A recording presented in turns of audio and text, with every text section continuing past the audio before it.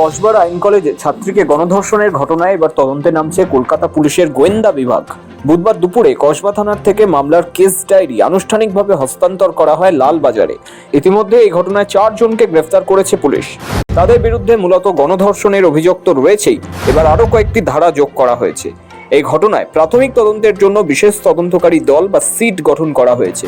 প্রথমে 5 সদস্যের দল তৈরি হলেও পরে সেই সংখ্যা বাড়িয়ে 9 করা হয়। তবে মামলার গুরুত্ব ও জটিলতা বেড়ে যাওয়ায় এবার সরাসরি গোয়েন্দা বিভাগের হাতে তদন্তভার তুলে দিল কলকাতা পুলিশ। সূত্রের খবর, মামলায় নতুন করে বেশ কয়েকটি ফৌজদারি ধারা যুক্ত করা হয়েছে। গণধর্ষণের পাশাপাশি এবার অপহরণ এবং অস্ত্র দিয়ে আঘাতের ধারাও সংযোজন করা হয়েছে। পুলিশ জানিয়েছে, নির্যাতিতার জবানবন্দি ইতিমধ্যেই রেকর্ড করা হয়েছে। অভিযুক্তদের বাড়িতে তল্লাশি চালিয়ে গুরুত্বপূর্ণ তথ্য সংগ্রহ করেছে তদন্তকারী দল। গোয়েন্দা বিভাগ এই সমস্ত তথ্য খতিয়ে দেখে তদন্তের গতিপথ নির্ধারণ করবে।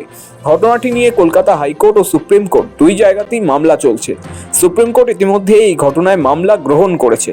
পাশাপাশি কলকাতা হাইকোর্টের সিবিআই তদন্তের দাবিতে একাধিক জনস্বার্থ মামলার আবেদন জমা পড়েছে। সাউথ ক্যালকাটা ল কলেজে আইনের প্রথম বর্ষের এক ছাত্রীর উপর যৌন হেনস্থা ও ধর্ষণের অভিযোগ ঘিরে চাঞ্চল্য গোটা রাজ্যে।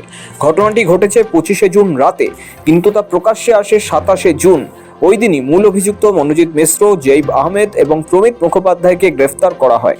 পরে কলেজের নিরাপত্তা রক্ষীকেও গ্রেফতার করে পুলিশ। কলেজ চত্বরের ভেতরে এই ঘটনা ঘিরে নিরাপত্তা ব্যবস্থার গাফিলতি নিয়ে উঠেছে একাধিক প্রশ্ন। ইতিমধ্যেই উচ্চশিক্ষা দপ্তর কলেজ কর্তৃপক্ষকে 7 দফা নির্দেশিকা পাঠিয়েছে, যাতে অভিযুক্তদের বহিষ্কার থেকে ক্যাম্পাসে বহিরাগতদের প্রবেশ নিষিদ্ধ করা পর্যন্ত একাধিক পদক্ষেপের কথা বলা হয়েছে। সৌভিক চ্যানেলের রিপোর্ট, সময় কলকাতা।